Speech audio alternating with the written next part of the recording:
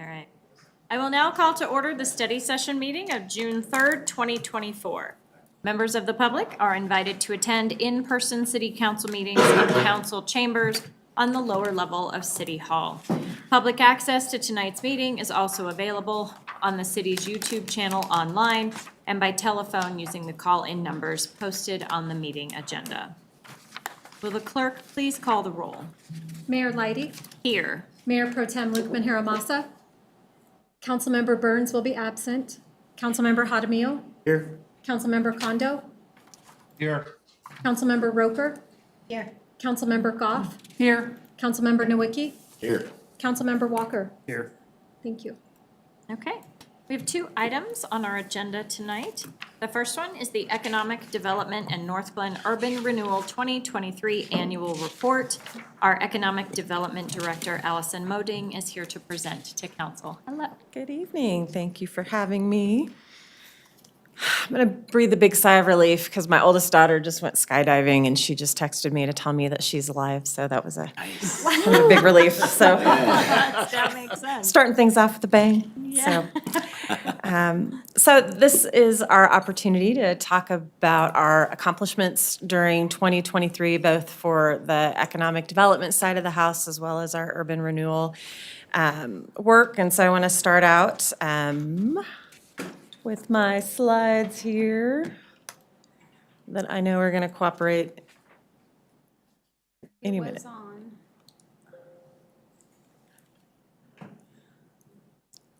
There we go. It's going now. Towards the laptop. No worries, Tim. So yeah, tonight is our opportunity to do a year-end summary of activities, and then we'll take a little peek into where we are so far in 2024. Helps. Right arrow. All right, so we'll do a quick demographic update. We'll talk about our new businesses. We'll talk about the business retention and expansion work that we do. Then we'll talk about urban renewal and updates and looking ahead. And I'm going to begin with the end of 2023 because it really was a highlight, I think, for many of you. And as we, I think, look back on a lot of the work and effort that went toward our project at Prost in the North Glen Marketplace, a lot of that momentum is going to carry over into 2024, and I'll talk about that a little bit later.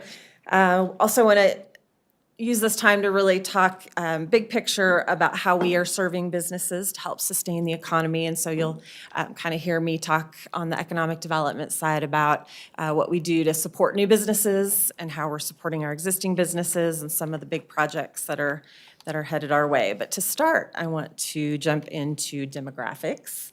And I know that we see there's lots of numbers out there, and depending on the source that those numbers come from, those numbers can vary a little bit, but we try to use the same consistent sources. And so as of the end of 2023, we had a population of 38,434, 15,000, just over 15,000 housing units, median list home price of $504,000.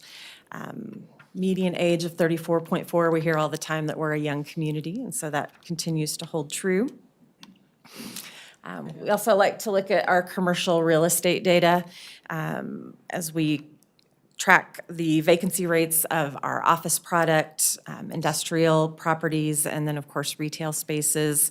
A lot of those numbers have been holding steady from year to year. If we look back to the end of 2022, for example, the industrial vacancy rate was just slightly higher at 7.2%. And the average lease rate was $12.75, so not a big change there.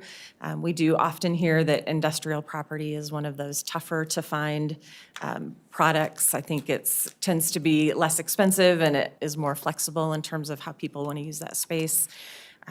Certainly, North Glen has, when you look at the number of properties, we have a very large proportion of retail space, and we like that because that means people are buying things and shopping, and eating food. So any questions about those, I can answer those at the end of the presentation.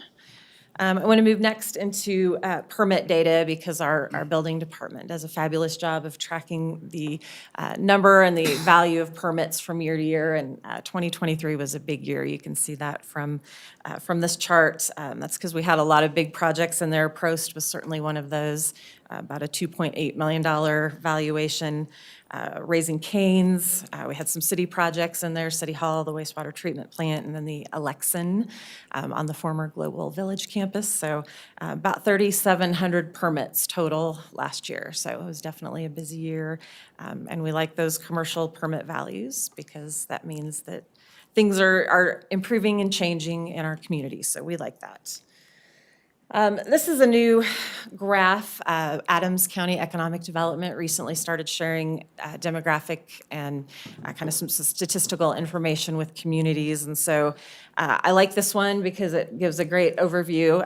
It reinforces some of the information we frequently tell people that Northland has about 1,000 businesses. And this chart backs that up, about 10,000 plus employees at those 1,000 businesses. You can see on the left side, that graph shows that the predominant employment categories for businesses in Northland. So we've got a lot of healthcare, retail trade probably doesn't surprise you.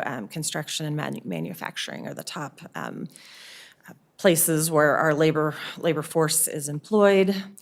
And then at the top, you'll see that the split between our service industry versus blue-collar workers and our white-collar workers. So just, I think, an interesting way to look at our workforce. And certainly we know moving forward that workforce and how our businesses are offering employment opportunities both to our residents and folks that commute into Northland is going to be increasingly important. We hear from the demographer that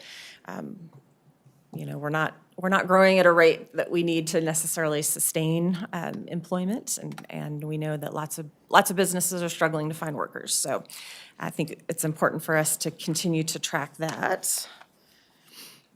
And then as we look at employment trends, this particular graph is specifically for North Glen, and the solid area in that graph represents employment in North Glen, dating back all the way back to 2013. The dark line represents the United States, and then Colorado is the light blue line, which I don't think is showing up very well on the screen. So hopefully you can see that on your screen. But it does show that employment, relatively speaking, in North Glen is higher related when we compare it to the U.S. and Colorado as a whole. So employment for us is a strength. We'll move on to wage trends. We see kind of the same thing, that wages here both in Colorado and North Glen are strong compared to the rest of the country. Our average annual wage, about just almost $73,000 as of at the second quarter in 2023. And so this is trailing data, so I wish I'd had some 2024 numbers in there, but because they're tracking numbers, apparently it takes time to get people to report things to you. So, but we'll continue. We get this data comes to us semi-annually. So twice a year, we'll have access to these numbers and be able to track over time, which is why I really like this particular graph. So that's it for statistics. I would like to move into our new business snapshot. Overall, in 2023, we welcomed 42 new storefront businesses and 12 new home-based businesses. That was a total of 545 new jobs, and they absorbed or took over just over 101,000 square feet of commercial space. One of the things that we started in 2022, we did hire a new position into economic development that was intended to really help us be more of a partner with our friends in the planning and the building department as we're welcoming new businesses into North Glen. It gives us an opportunity to help them walk through the process and make sure we're available to answer questions as they're trying to figure out how to get permitting and all of their zoning reviews and all of those things that we require before the certificate of occupancy is is issued. So we appreciate that chance to speak to those businesses as they're moving in and making sure that they have all the information that they need. So, so we work with building and also with neighborhood services too, to make sure that businesses are registered, they've got their sales tax license, all the check boxes that are part of operating a business. And once they get that certificate of occupancy, then we get to have the celebration. So in 2023, we had all these ribbon cutting events, and I think many of you were able to attend, and I thank you for your support. It's very, I think, exciting for new businesses to see faces there welcoming them into the community. And I've got a few pictures as we run through. I didn't put all of them in there, but really a good, I think, a good representation. We had some restaurants and some retail. We had some automotive repair, some furniture sales, so lots of new businesses to welcome into Northland. And so far, well, I guess I'm giving away my first quarter, but things are looking good for this year too. So a big part of what we do is business retention and expansion. So that is how we support our existing businesses. We do that in a number of ways. A few of those are listed up here. We do one-on-one business visits. So we'll go out and make appointments with individual companies and sit down and talk to someone at the leadership level and really make sure that we understand what some of their challenges are and how we can help. We have a list of programs that we make sure that they're aware of so they can be taking advantage of any tax credits or any grant programs, that sort of thing. In some cases, we are putting together business walk events where we go to a particular shopping area. Again, I know some of you have joined us on those. Allows us to pop in and visit sometimes 10, 12, 15 businesses on one day.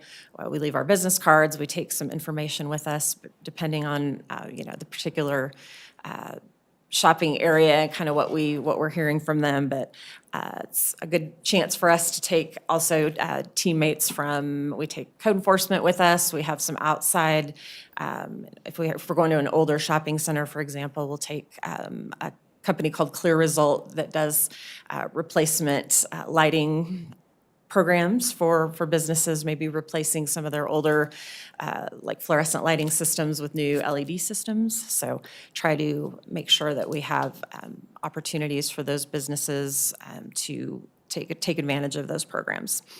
And certainly you're welcome to join us. We do have a business walk scheduled for this Thursday at 10 o'clock. We'll be going to the Northgate Center at Malley and Washington. So certainly always welcome to join us for those. And then our business after hours events are our kind of fun networking events where we're trying to bring our business community together, encourage a little bit of collaboration and relationship building, and maybe give them opportunities to work together. But business retention and expansion is really one of the cornerstones of economic development programs, and I think we do that really well.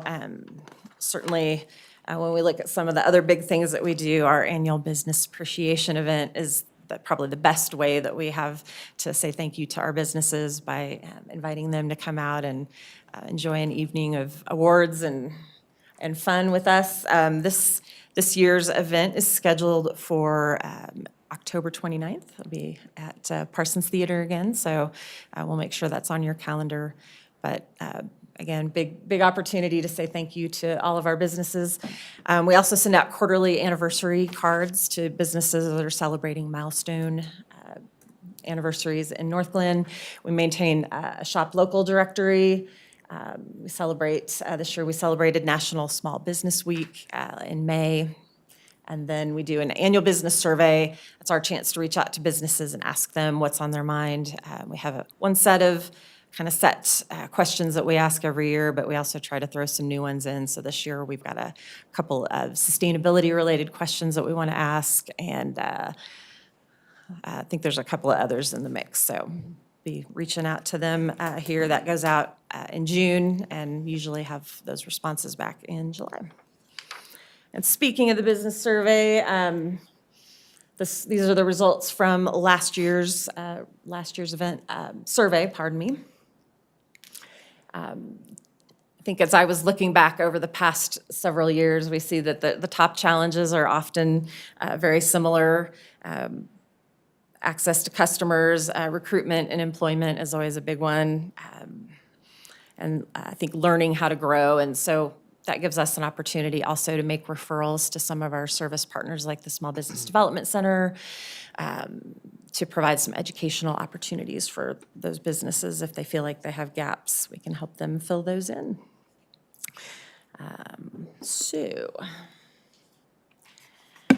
So real quick, let me jump into urban renewal. NURA, of course, was established, created back in 1990. Currently, we're managing 2 urban renewal plan areas, and we've got 5 active TIF plans within those areas. We have 6 council-appointed members on NURA, 1 advisor, and 1 council representative. And looking back at 2023, we did about $67,000 worth of grants, split between our 2 programs. The BUOG program is our utility assistance grant program, and then the business improvement grant program, of course, is our exterior improvement grant. So we have done lots of signs, a lot of tend to do some parking lots, exterior painting, things that improve the appearance of those businesses. And then typically when we do those utility assistance grants, we see a lot of grease traps tend to be the winner there. Restaurants, I think, are a very what's the word I'm looking for? It's a lot of independent restaurants here in North Glen, and so that's an easy way to help those entrepreneurs figure out how to get their foot in the door to opening a restaurant.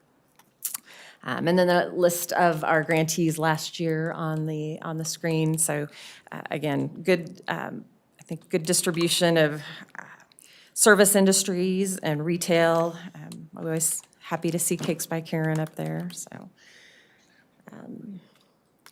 And in addition to those grants, of course, NURA has been working on the acquisition of some property. In 2023, we did complete the purchase of 11165 Irma Drive, which is the Mercedes restaurant, and that gave us about a 1.3 acre parcel for redevelopment on the corner of 112th and Irma. We completed the sale of the 2 properties at 112th and Washington, and I drove by this on I think Friday, and the new buildings are almost. I mean, I was expecting to see just the framing, but they're well on their way to opening. That will be our North Glen Business Suites. We'd previously been referring to it as the Micro Suites project, but the official title of the building will be the North Glen Business Suites, and they're pre-leasing those spaces right now. So excited to see who lands in those 8 little office spaces in that building. So, we've also twice issued an RFP for development of the 112th Avenue and Irma Drive parcels. We did not have any responses last October, so we re-released the RFP in March. We had 1 respondent, so we're working through some conversations with that proposal right now to see if that's something that we can come to an agreement on. The other things that we worked on, of course, the community engagement process at Washington Point, in response to some of the comments and concerns that we've been hearing about Washington Point at 120th and Washington. And currently, that has led us to where we're at with Washington Point right now, which is we're in the middle of a market feasibility study to evaluate some options for redevelopment of that site.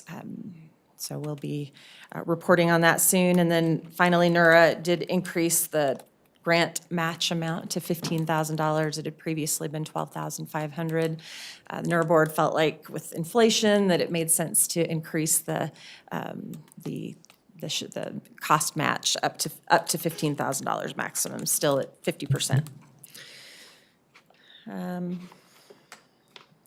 When we look at reinvestment by shopping area, this is a handy dandy little map that just shows where we have where NURA has spent its money over the years. So dating back to 1995, you'll see that not quite half of NURA dollars have been spent at the Northglenn Marketplace and the Annex, which is the area on the west side of Melody. I think that represents the value that the marketplace brings in terms of retail, traffic, and presence for us.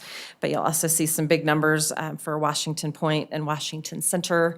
Washington Center is the shopping center on the east side of 120th and Washington. And then other amounts that are spread throughout the different shopping centers in Northglenn. Another way we look at that reinvestment money is kind of how we spend the dollars. So we do some property preparation and land acquisition has been a big part of that. Also, incentives to developers or to property owners in return for improvements to their property. You see the bond expenses there, just over $11 million for the Civic Center project. And then the rest is infrastructure improvements and as well as some consulting and studies, and the small business grants is that last category. So that also dates back to 1995. So that's how, when we spread it all out, that's how we are spending those dollars. I'll mention that the NURA annual report is attached to the agenda item tonight. So if you'd like to take a peek at that. We'll be working on the economic development annual report. We're required to file the NURA report first, and so the economic development report will be following soon. And then real quick, we'll jump into 2024 so far. We've, on the economic development side, we've coordinated 9 development cases. So we're working with, these are, again, those development cases where the applicants need some hand-holding. They have maybe complicated situations where they're moving from one space into another that requires us to ask a lot of questions and help them through the process. We've also held 5 ribbon cuttings, and we are currently assisting Brooke's team with the sub-area planning for the marketplace as well as Section 36, and excited to get through that sub-area planning process because those will represent some new development opportunities for us, and to see how both economic development and NURA can participate in that. On the NURA side, we've approved 6 grants so far.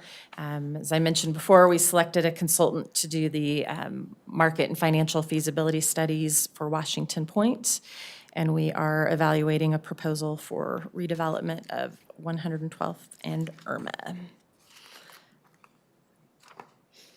Another thing we're looking at, one of the comments we've heard occasionally from businesses is that the banking, the finance, it's tougher and tougher to find money to borrow. And so we have some great resources in our community, the CEF, which is the, okay, and the name is escaping me, this always happens, CEF.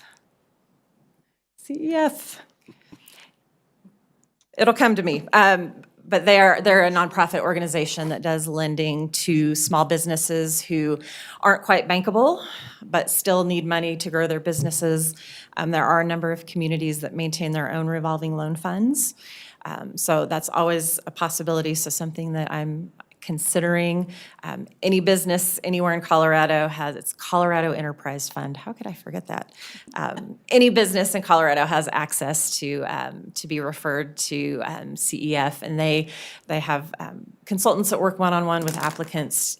They help them develop business plans and really make sure that they're setting them up for success. So whether or not that's something that we want to look at, and we'll be discussing that through the budget process, but I think that's could be an opportunity for us. We're also planning our 2024 Business Appreciation event, looking at adding a couple of new categories this year, in the process of selecting a theme and planning that event for October 29th. Also in the works is our upcoming business walks. We've got, as I mentioned, there's one on Thursday at 10 a.m. but we'll have several more planned. We're going to do one at Webster Lake Promenade, and we want to get out to the marketplace this summer. We're really interested to hear what other marketplace tenants think since Prost's opening, and so I want to hear in their own words how that's been going. So. And on the Nura side, I think the other thing worth mentioning, we'll be wrapping up our final incentive payment to Hutinsky Capital Partners for the marketplace. And they are also planning to start their new signage project any day now. So you might keep an eye out. The big, the very tall sign that's right at the corner of I-25 and 104th will start to come down probably in the next few days. So don't be surprised if you get a few phone calls, because I think people will probably notice. So, so that is all I have. I would be happy to answer any questions, and I want to say thank you to my staff. I think we're really fortunate to have Marisa and Shannon do a great job day in and day out as we talk to businesses and try to help people work through. There's always unexpected surprises, right? So they do a great job of that. So that's all I have. Councilmember Kondo. He's online. Thank you, Madam Mayor. Going back to slide 22, the survey, seems like businesses are still struggling, and even more so this year than last year, to find manpower, employees. And I just wonder, can the city serve as an intermediary, whether it's with District 12 or whether it's with the senior community, to kind of help these businesses identify possible candidates for employment? I think that's a great idea. We're also, Adams County Workforce also has some great resources that we are learning more about. I think we know that through DRCOG that the comprehensive economic development strategy that was approved earlier this year, that workforce is a big focus for us. And so I think it'll certainly be something we need to look at. How are we helping our businesses find good candidates? So I appreciate that very much. Councilmember Jaramillo. Thank you, Mayor. Yeah, I saw a question. What time is the business walk at Northgate? Yes. Where's that going to be? It's 10 o'clock to noon, so. And regarding Section 36, what are some opportunities that would be there? So I don't know that I'm probably the best person to ask that question, but I think that's really the purpose of this process. We're relatively certain it can't be residential. It probably won't be retail. It'll be likely some level of light industrial. But are there particular targets that we should be thinking about, and what I think understanding the implications of providing power and water and all of those utilities, how does the availability of law enforcement and other public services impact that? So, but I think given what we see going on the I-25 corridor and also up around on Highway 7, I think it will be a good opportunity. Currently, I would say we get requests that will come from the Colorado Department of Economic Development and International Trade, they have a prospect who's looking for space. It's often 200 acres or 50 acres or things that we aren't able to offer, so we aren't able to respond to those. So I look forward to perhaps having the opportunity to at least fulfill some of those requests for information. I'm sure there'll be a lot of interest. Great. And why is the sign coming down 104th and I-25? So as part of the redevelopment agreement with HCP, a whole new sign package was planned as part of that. So they'll be putting up new monument signs on, I may not be using the exact words, pylon signs, monument signs. They do have plans to replace the signs that are currently there. If you've looked at them, you'll notice that some of the vinyl is peeling. They look a little they look a little dated. So these new signs that are going up will be, I think, not only important kind of modernizing the shopping center, but it also fulfills their pledge to NURA. Okay, great, thank you. Yeah. Councilmember Goff? Thank you. First of all, thank you, Allison. This is a wonderful presentation. We've got lots of stuff going on, so always good to hear about that. So my question is, do you have any kind of an idea of the timeline for this Washington Point feasibility study, as in, when we might hear results? I would expect that we are wrapping up. So one of the challenges has been estimating the cost of infrastructure. So we're kind of picking through some of how do we estimate the cost of traffic improvements or sanitary sewer improvements. But certainly this summer we will be wrapping that up. And I hope to have more information to you all and to NURA as far as what opportunities make the most sense. Part of this exercise is intended for us to really determine what role NURA can play and what role the city can play. We know that that's an important shopping center for us, and so what's it going to cost? And what can we do to make that happen?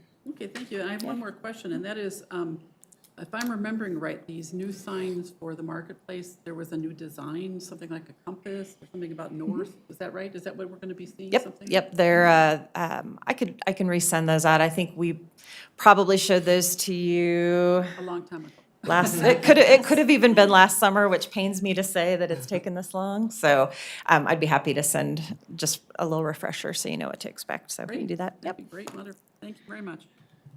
Mayor Pro Tem?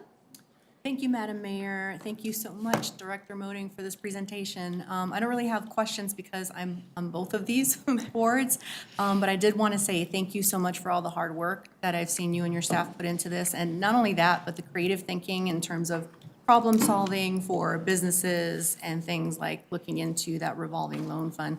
Because I will say, as a small business owner myself that has businesses across 5 cities and counties, they don't provide the type of support that Northland does.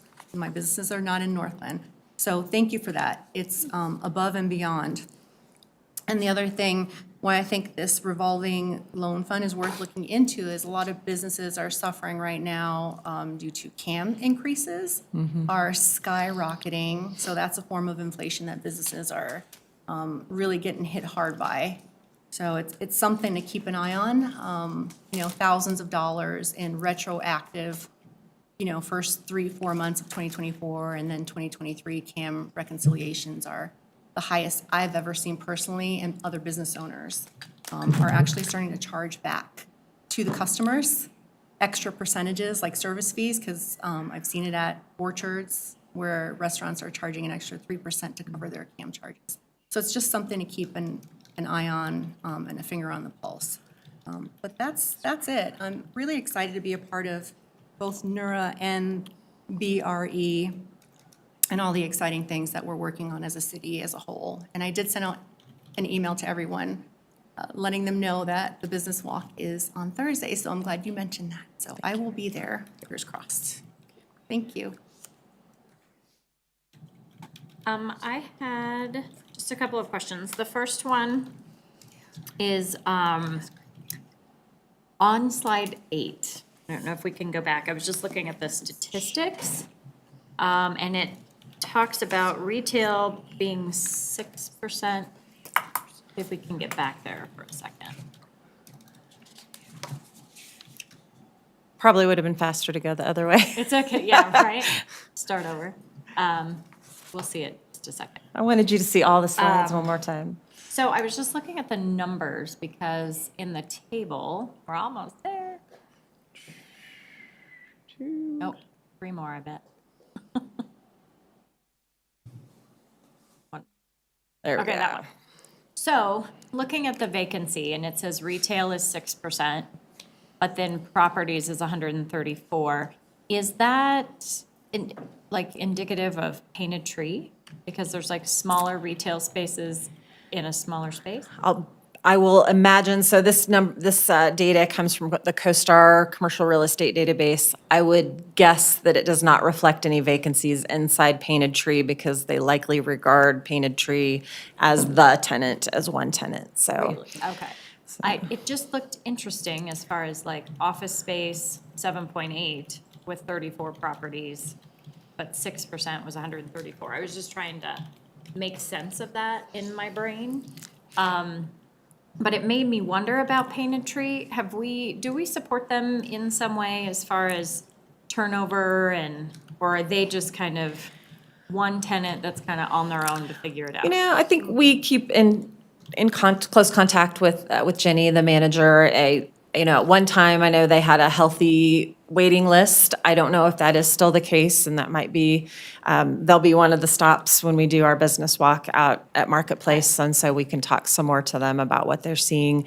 When they came out for National Small Business Week in May, they were positive, so I didn't hear any complaints, but that doesn't mean that, that there aren't some things that we could do to help. So I think that's a fair question. And yeah, it's probably not accurately reflected in those aggregate numbers since they're considered the tenant. Well, and I know it's on them to figure it out, but I know I continue to have people go, what is that? What is that? Like, they have no idea what it is to even go in. Right. And when I go in, I see a ton of turnover and, little booths that have shut down. And I was just in yesterday and there were quite a few that were open. And so I just wondered if they needed help with that or if that was just something they figured out on their own. No, I think, and it's worth, I do recall in talking to Marisa and Shannon that because they're a corporate entity that they seem to have some things that they weren't really able to take advantage of. I think we had talked to them about our billboard program, our digital billboard on 104th, and they had indicated that they weren't able to do that. So there might be some things that we can assist with, so. And then I had a question about pros. Do you have any idea when their production and distribution is going to start? I do not. I know we're wrapping up some more permit work with them, but I don't have a date yet. But let me check on that and see. I think they, last time I talked to David and Boyd, they were very focused on getting the final permit so they can open up the garage doors and open up all the out to the outdoor space.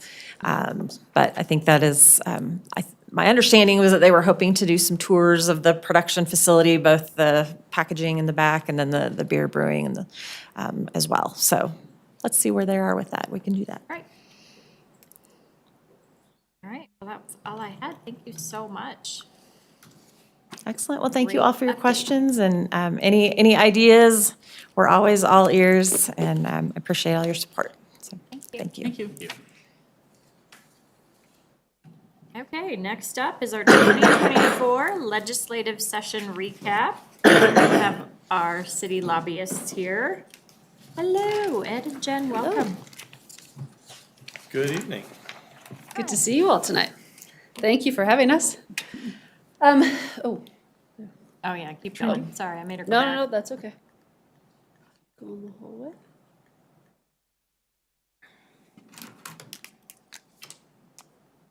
We'll get there. There we go. There we go. Okay, perfect. So thank you for having us this evening. We'll give you a general recap of the legislative session. What some of the big themes were, an overview of the state budget, and then, of course, some issues that we tracked, that the city tracked, and those bills that we took positions on as well, too. So I think most of you know kind of just the general overlay of the General Assembly. We have Democratic supermajority in the House, close to a Democratic supermajority in the Senate. That's how the legislature breaks down. We continue to see more and more diversity at the Capitol, which is great. This year, the legislature introduced 705 bills, which is a little more than the norm. We're usually around 650, something like that, but Ed and I often wonder when there's 100 legislators and they get to introduce 5 bills each, somehow that adds up to over 700. Not quite sure how that happens, but 525 of those bills did pass as well, too. So certainly a lot happened this year. I will say, too, some of the themes, it was a very productive session. 325 of those bills that passed were bipartisan. The legislature and the legislators got along this year.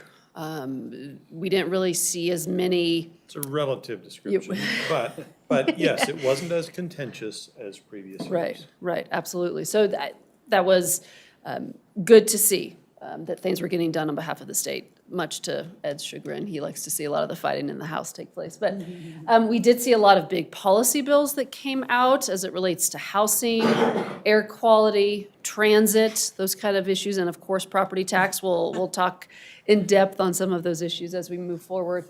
And then it played out a lot this year. We've seen it in previous sessions, but the legislature and certain interest groups and stakeholders like to threaten ballot initiatives to force legislation. And this year was no different. We saw that with medical malpractice caps, property tax, even veterinarian issues. So that certainly played out this session as well. Some of the winners and losers that we like, to kind of highlight, it was a big year for tax credits. Ed will mention some tax credits specifically as we go down the slides here. Excuse me. Transit was a big issue, a surprising big issue. It was a sleeper issue, if you will. There were several bills that were introduced that essentially assess fees one way or the other to fund transportation projects and to encourage more use of transit. Air quality, there was an interim committee this past interim that really took a deep dive into air quality issues, and we saw a package of air quality bills introduced as well. And as I mentioned before, it was a really productive session. They got a lot accomplished.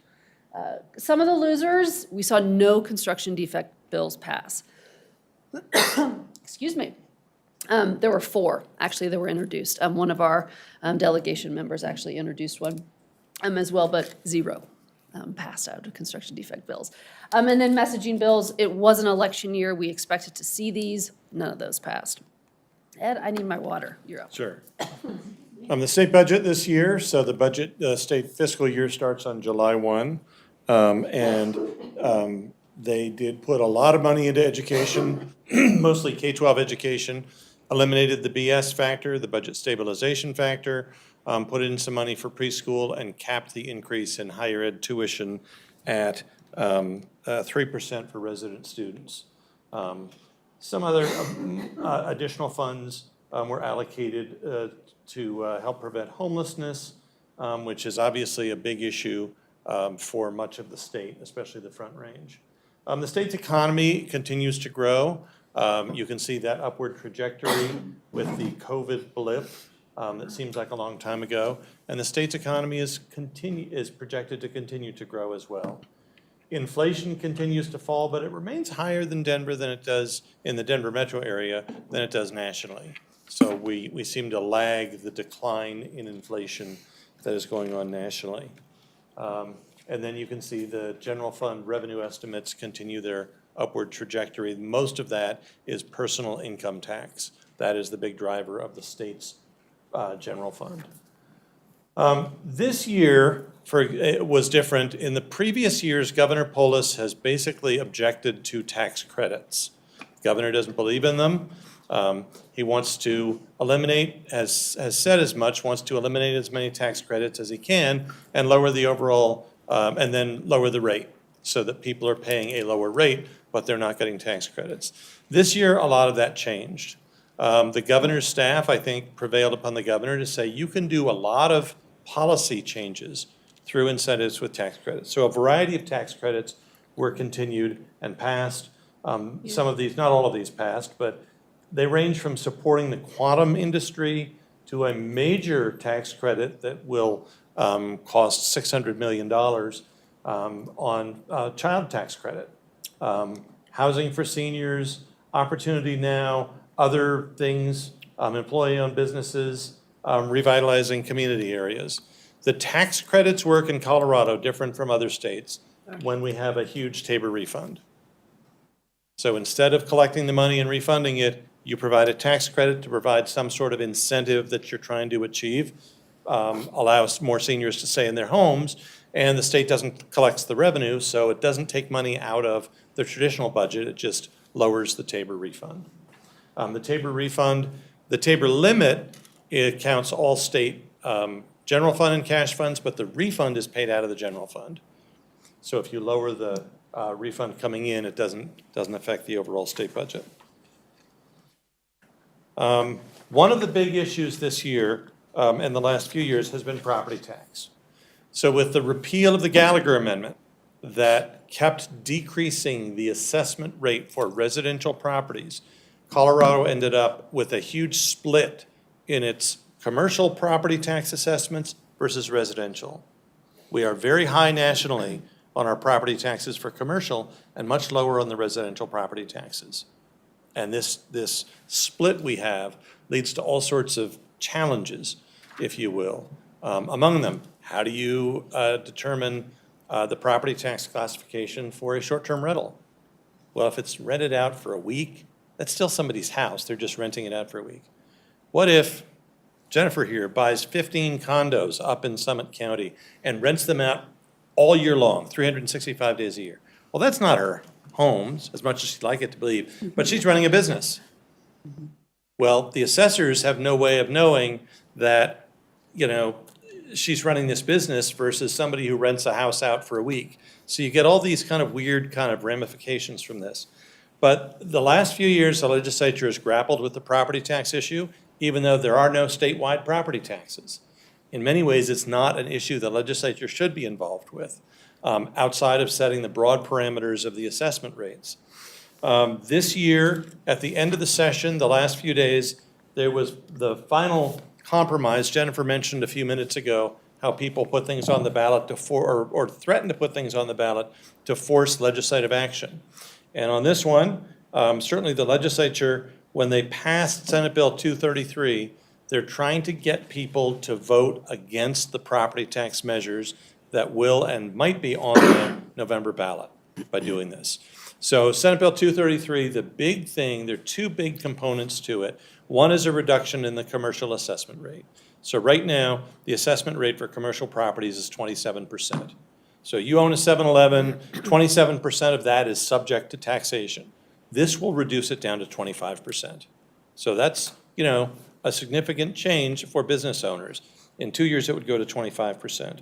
The next thing is they do some modifications to the residential assessment rates, but then they separate out the school component.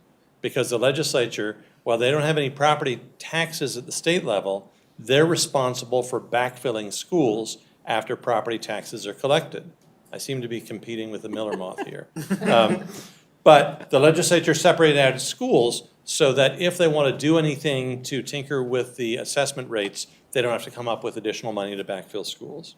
The final thing they did is they put a revenue limit in for all local governments, except those that are home rule, of 5.5% a year on property taxes. So if you are a county, for example, you now have to live within Tabor, maybe you've de-Bruced, you have already you have a statutory limitation on what your budget can grow, and now you have this new property tax limit that you can go to your voters and ask them to get out of. But again, the legislature was really working to get a comprehensive property tax solution adopted and in place so they don't have to come back every year and tinker with this. And hopefully, from the legislature's perspective, and this was bipartisan, passed with strong majorities, from the legislature's perspective, they're hoping this will allow people to vote against ballot measures and just go with this one. Okay. Some of the, do you want to switch? Some of the big issues, as I mentioned, housing was a big one. There were three main bills that the legislature considered kind of their big priority housing bills. I can speak to 1313 in a little bit when we discuss the bills of importance to North Glen. But House Bill 1334, this was the extension of the affordable housing tax credit that is administered through CHAFA. They essentially doubled the amount of tax credit that is available for this program. And this program has actually been widely successful kind of around the state. So that was a big win for the legislature. They also introduced a bill to prohibit occupancy limits. This was developed into an equity issue And so essentially, no local government can limit occupancy in homes unless there's a health or safety issue. So this was certainly a bill that was championed by the legislature and the governor as well, too. Another big issue, as I mentioned, air quality. One of our delegation members was actually heavily involved in these measures. So these were the two main bills that came at the end of session, and these were the two compromise bills, that came after about 4 other bills were introduced that would have been a little bit more impactful to the state. But Senate Bill 229 essentially codifies NOx reduction emissions to be cut by half by 2030. There's also some penalties, some enforcement language that's in that bill as well, too. And then Senate Bill 230 is a bill that assesses a fee on oil and gas production in the state.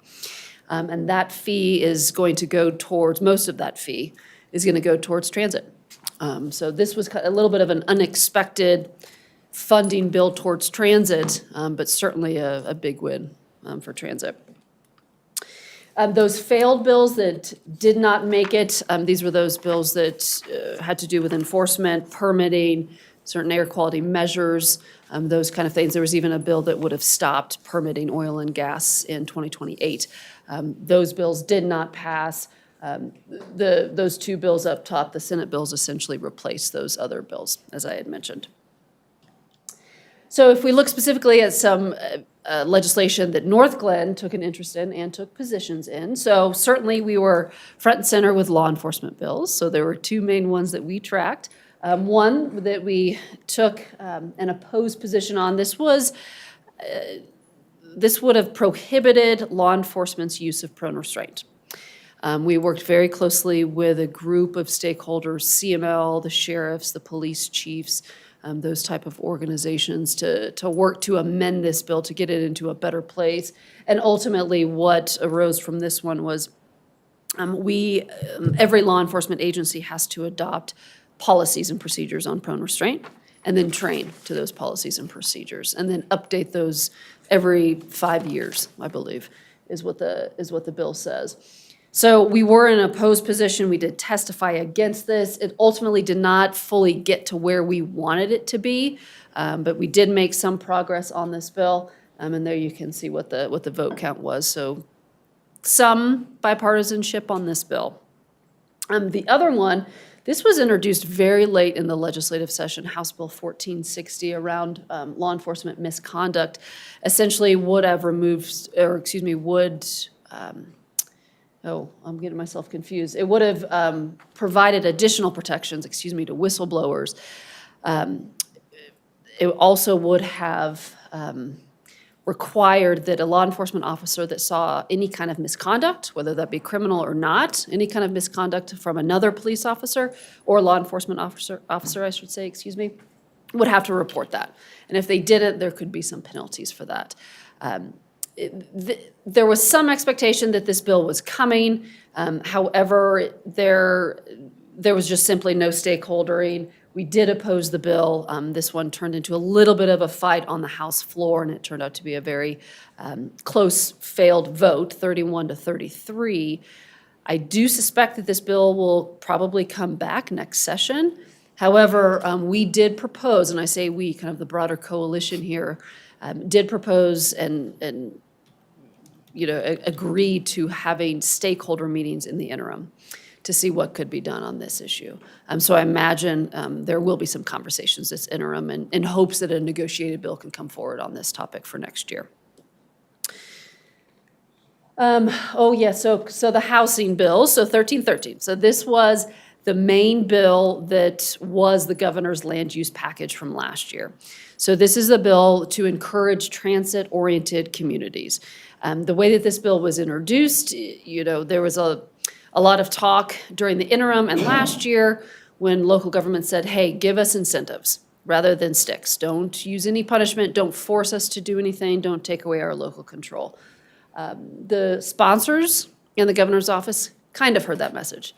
They did include some incentives in this bill as it related to creating a tax credit as well as providing some grants for technical assistance.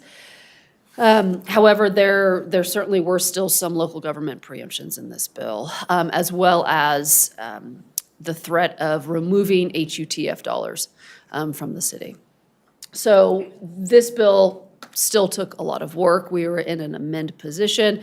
The bill did not have as much testimony, thank goodness, and long committee hearings as 213 did from last year, as some of us know.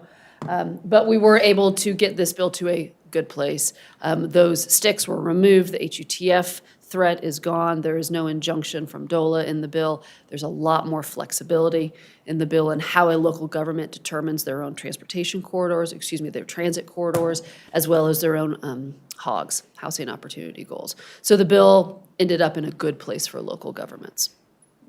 ADUs, accessory dwelling units, this one was a little bit more difficult. We were in an amend position. Essentially, this bill created a statewide ADU policy that would require every local government to allow ADUs in their communities. We did work to try to get some sort of language in the bill that would have grandfathered in those cities and communities that already have an ADU policy in place. That would have helped us. Unfortunately, we weren't able to get that across the finish line, but we were able to kind of broaden some of those requirements that were part of that statewide policy.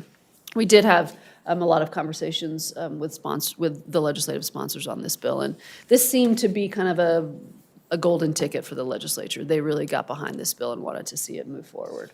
But you can see what the vote count on that bill was, and it did pass.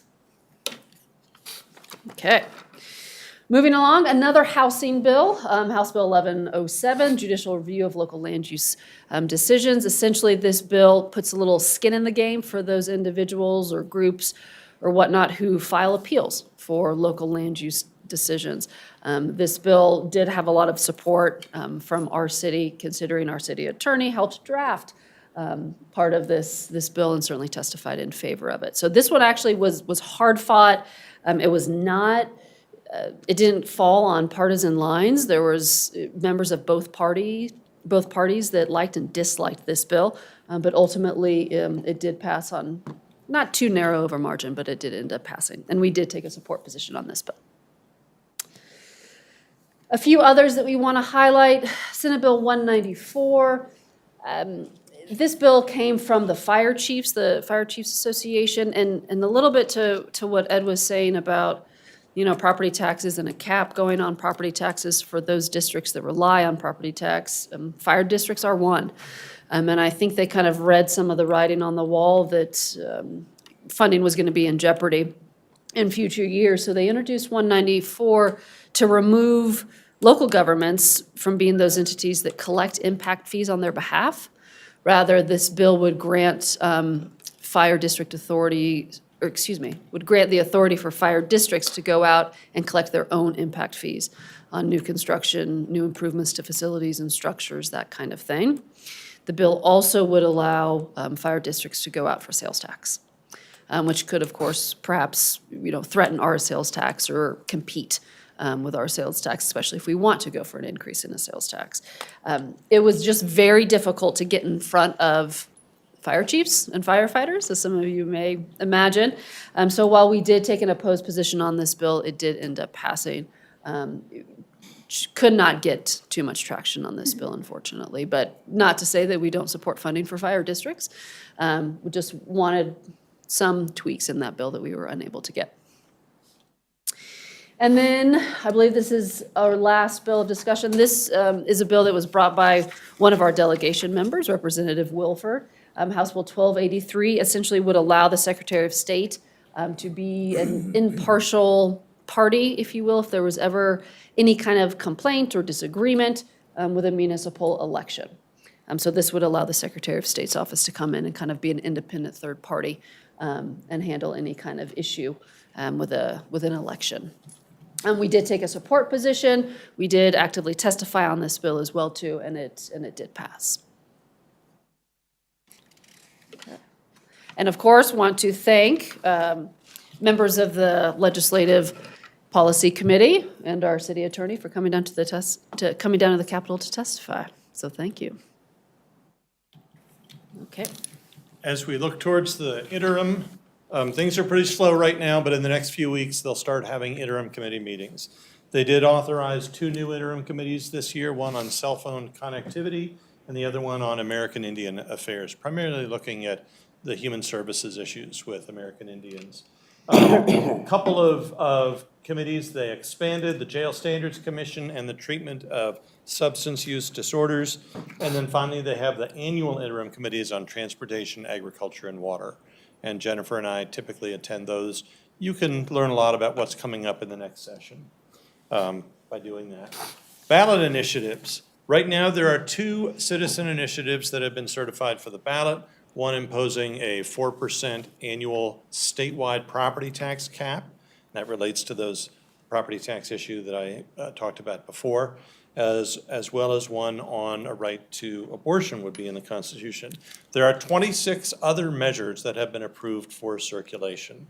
So as I always say, be careful what you sign when you go to your grocery store. Not all of them are in the process. Some of them are duplicates and been approved, but there'll be a bunch of them that end up on the ballot. Yeah. And Ed, if I could interrupt real oh. quick, I think we missed putting a slide in here.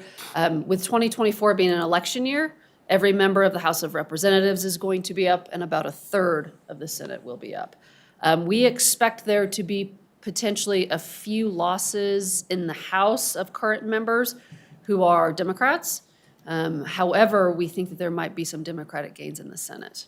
But really, there's maybe five-ish hot races Yeah. that we'll see in 2024, several that are primaries.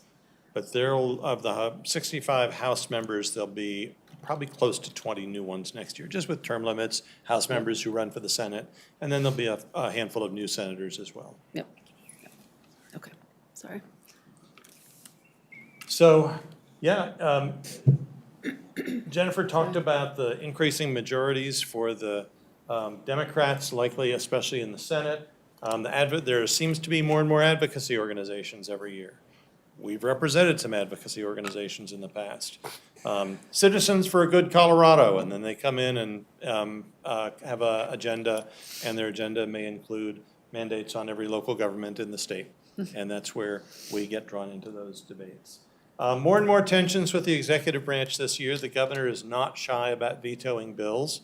Vetoed a bunch of them this year. That made a lot of legislators angry. The governor will be in his last 2 years in office. So we'll probably see more and more legislators who are challenging the governor on certain things. And then, as we've talked about, there are more and more things that end up going to the ballot or threatening to go to the ballot. So that concludes our formal presentation, and we're happy to see what we missed here. And thank you for the opportunity to represent the city of North Glen. Thank you. For your work. Councilmember Nowicki? Thank you, Madam Mayor. Thank you, both of you, for being here. And I apologize, some are cold or something. Can you say a little bit more about the transit bill 1313 and kind of how that might affect North Glen? Oh, yes, the transit-oriented communities bill? Yeah. Yes, and I was going to say, Corey, I imagine, might have an opinion as well, too. But from my perspective, from the bill, just on a very high level, the city will have to designate transit areas. It could be just one, and then in that transit area, be able to zone for up to 45 units. Or is it 40 units? I think I might have, is it 40? Thank you, Brooke. Specifically for the purposes of building more density. So that essentially is what the city would have to do, is probably do some rezoning in a certain area, whatever you'd want to designate as your transit-oriented center. You could designate more than one, anything And like it can that. just be anywhere in the city? It has, yes. Well, there's a certain radius that it has to be around transit with a transit corridor. It's about half a mile of transit, and then a fourth of a mile of bus transportation. Okay. But Corey, you might have yeah. Yeah, we will probably have a more robust discussion on some of the housing bills, but the short answer is, in my opinion, North Glen can choose to ignore it. It is an assault on our home rule authority. We can tell the state to go, frankly, pound sand that they are trying to legislate on a matter that is a matter of traditional local concern under our state constitution.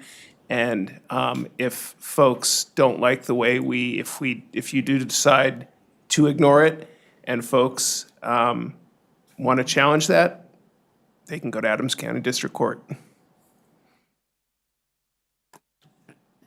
So are we gonna have the discussion around that or implementing the transit bill? I suspect the answer is yes, but we have not, Heather and I have not talked about that in terms of future conversations. But one of the topics of discussion at the Municipal League Conference in a couple weeks among the municipal attorneys certainly is strategizing about appropriate approaches to the housing bills. And, there are some municipalities that have talked about, well, we should sue the state. But there's nothing yet that the word is ripe. There's no actual case or controversy that would trigger the need to file a lawsuit. However, those local governments that decide to ignore this, that will create the case or controversy when a developer comes in and says, wait a minute, you're not following 1313, or you're not following one of these bills. And that frankly puts municipalities in a better position because there is a case or controversy. We can talk about why this is not authorized at the state level as it relates to our local ordinances. Okay, thank you. Councilmember Goff? Thank you. This was very informative. I just kind of wanted to put a little plug in there for CC4CA and how we're one of those advocacy groups. And just to put people's minds at ease, on a lot of these bills that you were talking about, we also took an amend position to kind of work with the bill. And some of the reasons for doing that were to protect home rule. As a matter of fact, this morning I testified before the PUC interim committee on Senate Bill 23-291, which is trying to do more transparency and to regulate utilities to prevent them from, let me see if this is complicated, but prevent them from using their regular funds to advocate for legislation or laws or whatever, lobbying to increase rates, which they're using our own money to raise our bills. So anyway, that's all I wanted to say. So I know this is complicated. Thank you so much for keeping track. You bet. Thank you. Mayor Pro Tem? Thank you, Madam Mayor. Thank you both for the hard work and the long nights and the long days. It was a lot, and the work you did help with some of those amendments, even if it's not exactly what we wanted, but at least it's something, so thank you for that. I have a question on the construction defects, because that's something we were all, hoping we would get in some shape or form, because it's pretty important as we think about rebuilding anywhere, that middle housing piece. So are there rumors on somebody who's wanting to take that on again next year? I actually did hear from someone about wanting to take that on, but do you know of anything that's happening? I haven't heard anything. But that's not to say that there won't be. The legislature will be losing one of the main sponsors of 106, who is also a very moderate Democrat. There's going to be some shifts with moderate Democrats perhaps moving from the House to the Senate. And then I think a lot of it also is going to depend on the primary, especially on the Democratic side, to see who prevails in those. So I would think that there would be a renewed effort to bring that bill back in some form or fashion. Its likelihood of success, I don't think we know until we actually know what the makeup of the legislature is going to be. That makes a lot of sense to me. In terms of bipartisanship on the bills, I'm happy to see that number. I wish it was higher, but I think that's positive. I attended the AC Rep legislative recap, and they showed a graph which was really interesting by legislator in terms of how many bills were bipartisan. And I thought that was really It was really eye-opening to see, you know, who focused just on party lines and who was working across the board. So if anybody wants that information, it's very useful. But with, who knows what's going to happen right next year. Right. But there was some good stuff. I thought that was really, really positive. So thank you for all that work. And I did hear about the lawsuits as well, potential cities wanting to do lawsuits. Thank you. Thanks. Councilmember Roper. Thank you, Madam Mayor. Thank you guys so much for your hard work and your support for our city. I have 2 questions about upcoming ballot initiatives. One, could you speak a little bit about the constitutional right to same-sex marriage and possibly firearm sales tax? What would be the intended use of it? The first one, the constitutional right to same-sex marriage, there is a constitutional provision right now that prohibits that. The courts have found otherwise. So this is a referred measure from the legislature just to bring the Constitution into, if you will, compliance with current court efforts. That bill passed not unanimously. There are some people who opposed it, but there was a lot of bipartisan support. The other one on The firearm Firearm sales sales firearm tax. tax, that's right. Yeah. So yes, as per Tabor, any tax has to be approved by a vote of the people. This would impose a tax on certain firearms, and the money would go towards gun violence prevention and some, I think, healthcare costs. Yeah. Yeah. If passed by the people, yeah. Mayor Pro Tem? Thank you, Madam Mayor. I actually wanted to add one more piece to that firearm sales tax. I sit on the Ralston House Board of Directors. Okay. And it would actually go towards helping victims That's right. of violence or victims of domestic abuse, kids. And I know a lot of people who own firearms who support this tax because it does go directly to help victims, kids. And so just a little bit more information on that. Thank you. I'd forgotten about that component. Okay, I don't see any more hands, but yes, thank you so much. This was a lovely update. Yep. And we do really appreciate your hard work, so. Thank you. Thank you so Yes. much.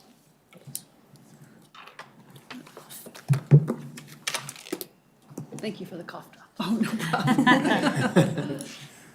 Are there any other items for council? No, right.